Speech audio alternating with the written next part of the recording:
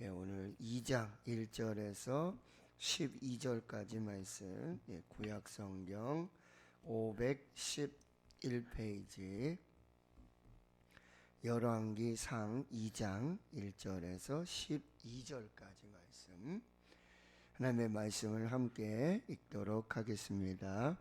다윗이 죽을 날이 임박함에 그의 아들 솔로몬에게 명령하여 이르되, 내가 이제 세상 모든 사람이 가는 길로 가게 되었노니 너는 힘써 대장부가 되고 내 하나님 여호와의 명령을 지켜 그 길로 행하여 그 법률과 계명과 율례와 증거를 모세의 율법에 기록된 대로 지키라. 그리하면 내가 무엇을 하든지 어디로 가든지 형통할지니라. 여호와께서 내 일에 대하여 말씀하시기를, 만일 내 자손들이 그들의 길을 삼가 마음을 다하고 성품을 다하여 진실이 내 앞에서 행하면 이스라엘 왕위에 오를 사람이 내게서 끊어지지 아니하리라 하신 말씀을 확실히 이루게 하시리라. 스루야의 아들 요압이 내게 행한 일, 곧 이스라엘 군대의 두 사령관 넬의 아들 아브넬과 예델의 아들 아마사에게 행한 일을 내가 알거니와, 그가 그들을 죽여 태평시대에 전쟁의 피를 흘리고 전쟁의 피를 자기의 허리에 띤 띠와 발에 신은 신에 묻혔으니, 내 지혜대로 행하여 그의 백발이 평안히 수월에 내려가지 못하게 하라. 마땅히 길르앗 바르실레의 아들들에게 은총을 베풀어 그들이 내 상에서 먹는 자 중에 참여하게 하라. 내가 내 형 압살롬의 낯을 피하여 도망할 때에 그들이 내게 나왔느니라. 바울임 베냐민 사람 게라의 아들 시므이가 너와 함께 있나니, 그는 내가 마하나임으로 갈 때에 악독한 말로 자를 저주하였느니라. 그러나 그가 요단에 내려와서 나를 영접함으로 내가 여호와를 두고 맹세하여 이르기를, 내가 칼로 너를 죽이지 아니하리라 하였노라.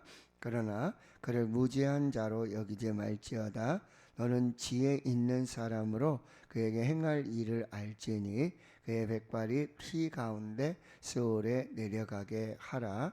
다윗이 그의 조상들과 함께 누워 다윗 성에 장사되니, 다윗이 이스라엘 왕이 된 지 40년이라. 헤브론에서 7년 동안 다스렸고 예루살렘에서 33년 동안 다스렸느니라.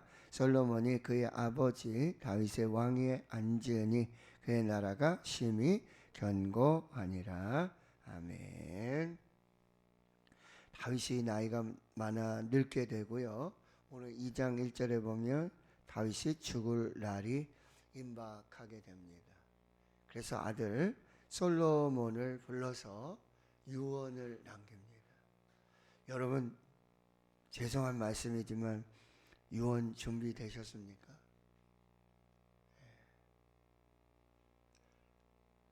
잘 준비하셔야 돼요. 특별히 우리 믿음의 신앙인들은 다음 세대 자녀들에게 남길, 유산보다도 더 중요한 것이 유언입니다. 유산을 많이 남기는 것도 중요합니다. 잘 쓰도록 유언을 남기셔야 됩니다. 신앙의 유언을 남기셔야 됩니다. 잘 준비하세요. 바른 신앙의 유산을 남기셔야 됩니다. 죽음이 임박하자 다윗은 이제 그것을 직감하고 솔로몬에게 유언을 남기게 되는데, 크게 두 가지 일입니다. 첫 번째는 뭐죠? 힘써 대장부가 되라. 홀로 서기 해야 한다라고 하는 것입니다. 성인으로서 또 왕으로서 이제 홀로 서기를 해야 된다. 먼저 그 앞서 2장 2절에 보면, 내가 이제 세상 모든 사람이 가는 길로 가게 되었노니, 세상의 모든 사람은 한번 태어나면 반드시 한번 죽습니다. 히브리서 9장 29절에 사람이 죽는 것은 하나님이 정하신 것이고 반드시 죽음이라는 과정을 통과해야 한다라고 하는 거죠. 모든 사람이 이 죽음이라는 관문을 통과해야 합니다. 근데 중요한 건 이 죽음 자체보다도 이 죽음에 대한 바른 이해, 죽음을 어떻게 받아들이고 어떻게 이해하고 어떻게 해석하느냐, 이것이 굉장히 중요합니다. 어떤 사람은 죽지 않으려고 그러죠. 안 죽겠다고 해요. 그런데 반드시 사람은 한번 죽습니다. 그러나 다윗은 이 자신의 죽음을 거부하지 않습니다. 그리고 그 죽음을 기꺼이 받아들이며 이제 아들 솔로몬을 불러서 솔로몬에게 유언을 남기게 되는데, 이것은 굉장히 중요한 신앙의 고백입니다. 하나님께서 나에게 생명을 주셨고 그리고 이제 그 생명을 거두어 가신다라고 하는 것. 이제까지 하나님의 은혜로 살았고 하나님의 주권 가운데 살았고 그리고 하나님의 섭리를 인정하는 그 신앙의 삶의 태도라고 한다는 것입니다.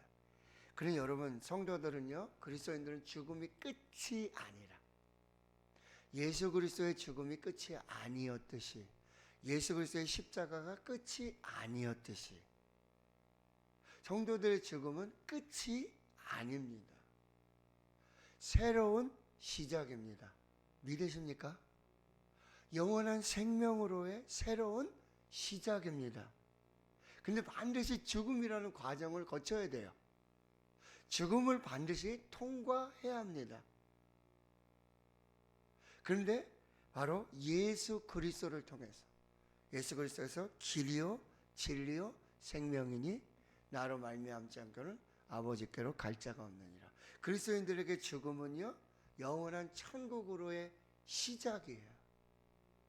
그 순례의 여정을 다 마치고 영원한 삶, 영원한 생명의 시작이 바로 이 죽음이라는 과정을 거쳐야 한다라고 하는 것입니다.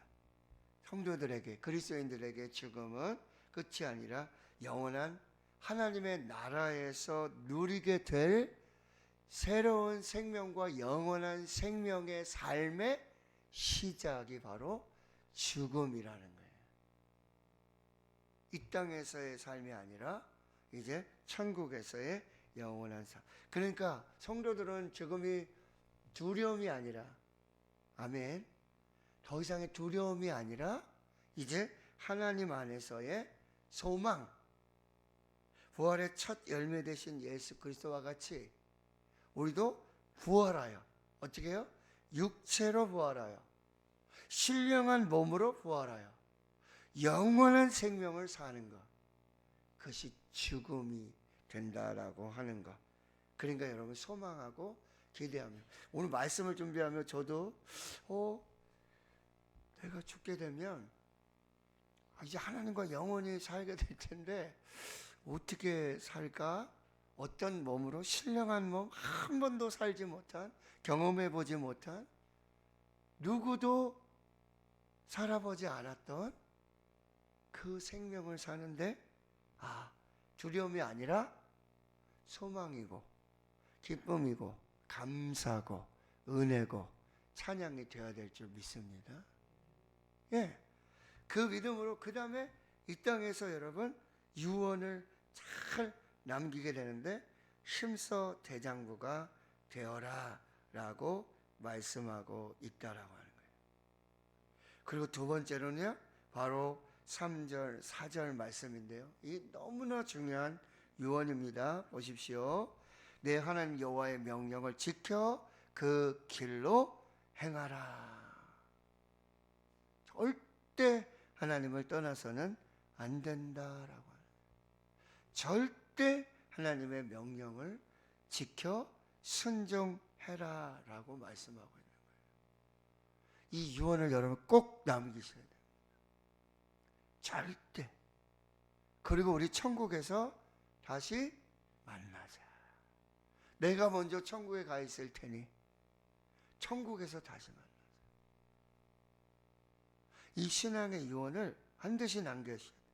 법률과 계명, 율례와 증거, 모세의 율법에 기록된 대로 그대로 지켜라.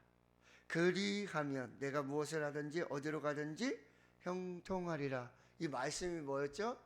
바로 가나안에 들어가기에 앞서 모세가 여호수아에게 남긴 말이잖아요. 여호수아 1장 7절과 8절의 말씀. 가나안에 들어가려면 이렇게 군사를 정비해라. 가나안의 땅은 이런 땅이다. 너희가 이렇게 준비해 가나안을 정복할 수 있다. 군사 배치는 이렇게 하고 이렇게 전략을 짜고 전술을 짜라. 그래 가나안 땅을 얻을 수 있다라고 말하지 않았어요. 모세가 남긴 것은 오직 뭐예요? 이 말을, 이 명령을 내 입에서 떠나지 말게 하고 주야로 그것을 묵상하고 그것을 지켜 행하라. 그리하면 내 길이 평탄하게 될 것이고 내가 형통하리라. 할렐루야. 평탄과 형통의 비결이 바로 하나님을 신앙하는 것, 하나님의 말씀에 순종하는 것, 다 지켜 행하는 것, 좌로나 우로나 치우치지 않는 것, 하나님을 잘 섬기는 것, 이것이 유일한 평탄이고 그리고 형통의 길이라고 한다는 것입니다. 4절에 이렇게 말합니다. 여호와께서 내 일에 대하여 말씀을 하셨다. 이미 이전에 사무엘하 7장의 말씀에 다윗 언약, 나단 선지자를 통해서 주신 다윗 언약. 다윗이 이제 다 조건을 무찌르고 형통한 자가 되어서 백향목 궁에 거하면서 나는 이렇게 평안하게 형통하게 이 백향목 궁에 살고 있는데 하나님은 저기 장막 저 천막에 저렇게 계신 게 너무 안타까우니 이제 내가 하나님이 거하실 집을 짓겠다.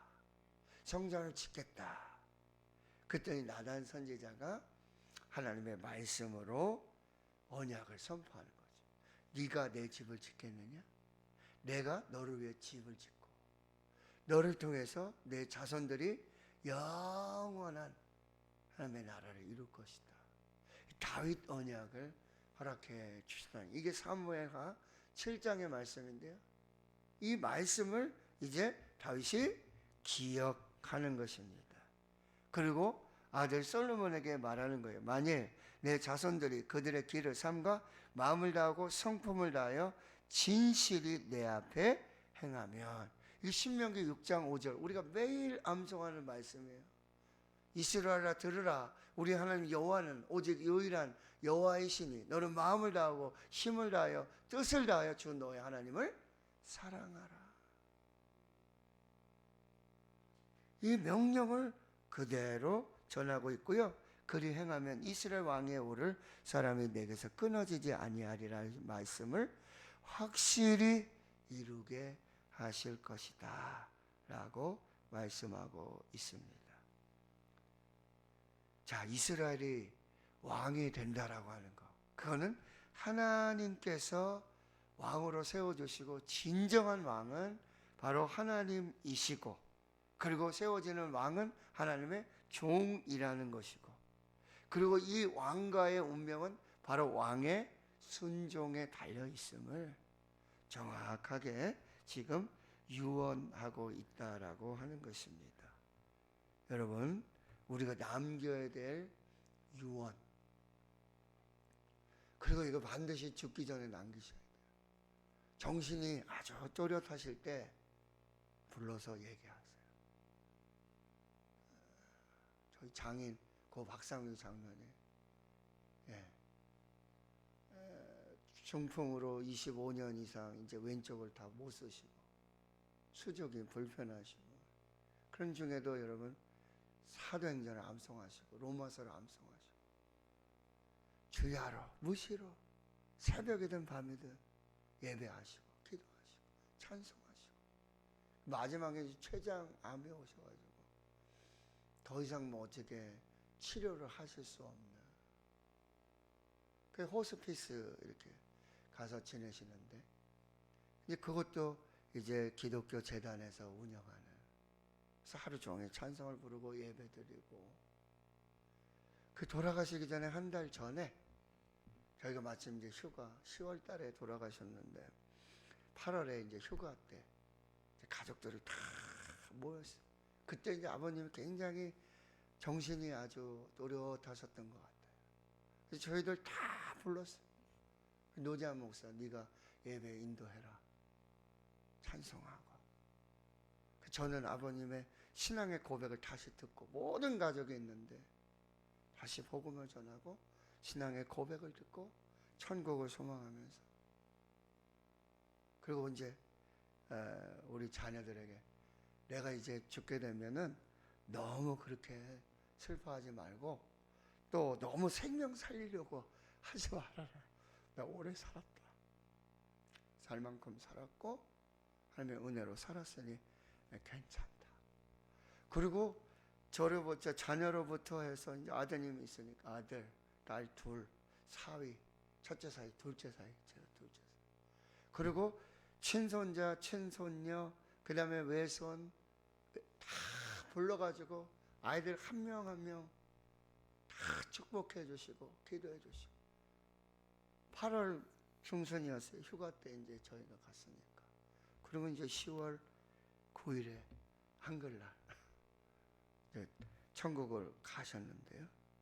잊을 수가 없어요. 그래서 장례가 전혀 슬프지 않았어요. 하나도 슬프지 않았어요. 정말 너무나 소망이 됐고 기쁨이 됐고, 우리 가족 누구도. 그러니 여러분, 반드시 이 마지막 사명은 여러분 자녀들에게 신앙의 유산을 물려주는 거. 이것이 이 땅에서 마지막 사명임을 꼭 기억하시오. 그래서 준비를 잘 하셔가지고 멋진 유언을 남겨주셨으면 좋겠어요. 제가 교회에 와서도 많은 장례를 치르지 않았습니까?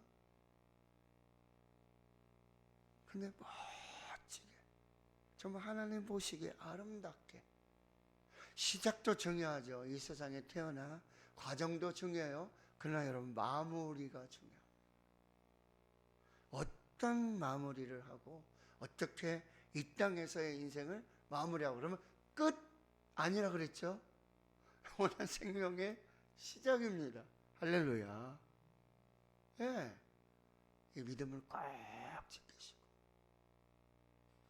자녀들에게 이 아름다운 신앙의 유산을 물려줘야 한다라고 하는 거예요. 나는 어떤 유언을 줄 수 있을까? 자녀에게. 이걸 여러분 지금부터 잘 준비하시고요. 자, 5절 이하의 말씀을 보면 이제 솔로몬에게 3가지 당부를 하는데, 그러니까 여러분, 이 유언이라고 한다라고 하는 것은 이제 미래를 내다보는 동시에 또 과거를 잘 정리하면서 그렇게 미래를 얘기해 주는데, 첫 번째 5절에 스루아의 아들 요압에 관한 일이에요. 요압은 이 다윗 시대에 아주 군대 장관으로 아주 이 다윗의 사촌지간이잖아요. 형제지간이거든요. 근데 이 다윗에게 굉장히 좀 난감한 일을 많이 했던 사람인데, 특히 이 이스라엘의 군대의 두 사령관 넬의 아들 아브넬과 예델의 아들 아마사를 다윗은 전혀 죽일 의도가 없는데 이 요압이 자기 마음대로 자기 계획대로 이 두 사람을 죽입니다. 태평의 시대에 전쟁에 피를 흘렸던 그 사람에 대해서는 어떻게 합니까? 이 요압을 죽이라고 말합니다. 왜냐? 솔로몬의 정권을 위협할 수 있는 그런 인물이었기 때문이에요. 그리고 7절에 보면 마땅히 이렇게 시작하잖아요. 길르앗 바르실레 아들들. 이 길르앗 바르실레는 누구냐면은 다윗이 아브살롬을 피해서 아들이 반란을 일으키잖아요. 한밤중에 뭐 옷도 못 입고 신발도 못 신고 급히 피해 나가야 되는데 그때 다윗을 영접했고 다시 다윗에게 먹을 것 주고 다윗을 보살펴줬던 사람이 누구냐면 이 길르앗의 바르실레예요. 그리고 다윗이 다시 황궁을 할 때에도 이 길르앗 바르실레 그 아들들이 와서 다윗을 맞아요. 그 다윗이 이제 다시 우리와 왕궁으로 가자. 내가 너를 후대하고 내가 너를 섬기겠다. 그랬더니 저는 나이가 많아 이제 안 됩니다. 여기 제 아들 김함이 있습니다. 제 아들들을 좀 살펴주십시오. 이걸 기억하는 거예요. 그리고 이 아들들을 이제 신하로 나와 같이 한 상에서 먹으라. 이 말은 이제 그들을 잘 세워서 신하로 삼아서 또 바르실레에 대한 은혜를 갖고 이거를 잘 이렇게 세워가라. 8절에는 9절 보면 바후림 베냐민 사람 게라의 아들 시므이. 시므이는 역시 똑같아요. 압살롬 피해서 도망을 가는데 다윗을 쫓아오면서 돌을 던지고 비루한 자여 칼을 쓰는 자여 피를 흘린 자여 하면서 이 다윗을 엄청 저주합니다. 그랬더니 다윗의 신하들이 저 장장 죽여야 되지 않겠습니까? 죽이지 말아라. 저 입에 하나님께서 주시는 말씀인지 누가 알겠느냐? 하나님이 나를 책망하시는 말씀인지 누가 알겠느냐? 보라. 그래서 수모를 당하면서 다 돌아가는데 이제 환궁을 할 때 그래도 시므이가 회개를 하고 와서 아이고 제가 죽을 죄를 졌습니다. 용서해 주십시오. 이렇게 용서를 구해요. 그럼에도 다윗은 참 이게 다윗이 뒤끝이 있는 건 아니에요. 절대로. 여러분 그렇게 오해하시면 안 됩니다. 이건 뭐냐면 이제 시므이가 나중에 또 역시 솔로몬을 배신할 수도 있다라고 하는 걸 이렇게 당부하고 염려해서 이야기해 주고 있는 것입니다.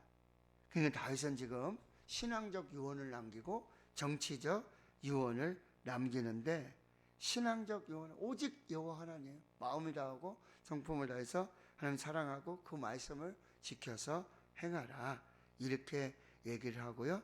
정치적으로는 이 공고화를 분명하게 해라. 그리고 악을 제거하고 은혜는 갚아라. 이 이야기를 아주 정확하게 남기고 있다라는 사실이에요. 자, 그리고 10절에 다윗이 죽습니다. 이제 다윗의 시대가 끝납니다. 다윗의 시대가 끝나면 바로 솔로몬의 시대가 시작되는 거죠. 여러분, 우리가 죽고 끝나면 그냥 끝이 아니라 이제 새로운 세대, 다음 세대 하나님이 이루시는 또 놀라운 새로운 하나님의 일들이 시작된다라고 하는 거예요. 내가 더 살아가지고 내가 끝까지 그런 것이 아니에요. 하나님께서 바로 우리의 끝이 다음 세대의 시작이 되게 하시는 그 은혜가 있게 한다라고 하는 것입니다. 자, 결론입니다. 죽음 피할 수 없습니다. 근데 이 죽음의 의미가 무엇인지를 여러분이 잘 살피시고 미래를 보며 동시에 과거를 잘 정리하고요. 그리고 이 땅의 왕, 진정한 왕은 누구인가 하는 부분들을 또 잘 묵상을 하시고요. 다윗의 유언에 담긴 이 교훈들을 또 잘 살펴서 나의 인생의 마지막에 하나님 앞에서 어찌 되어야 할 것인가? 나는 어떤 유산을 남기고 어떤 유언을 남길 것인가? 여러분 지금부터 잘 준비하셔서 하나님 보시기에 아름다운 하나님이 인정하시고 하나님이 축복하시고 그리고 다음 세대를 하나님께서 세우시는 그 축복의 일들로 하나님 앞에 설 수 있기를 주의 이름으로 축원합니다. 잘 준비하십시다. 잘 사십시다. 그래야 천국에 더 잘 사십니다. 더 아름답게 사는 그리고 이 땅에서 오직 하나님의 뜻을 이루는 것 마지막까지 하나님의 뜻을 이루는 것 그것이 우리의 신앙의 유산과 유언에 담겨야 한다는 것 그것을 잘 분별해서 하나님 앞에 사실 수 있기를 주의 이름으로 축원합니다. 아멘. 하나님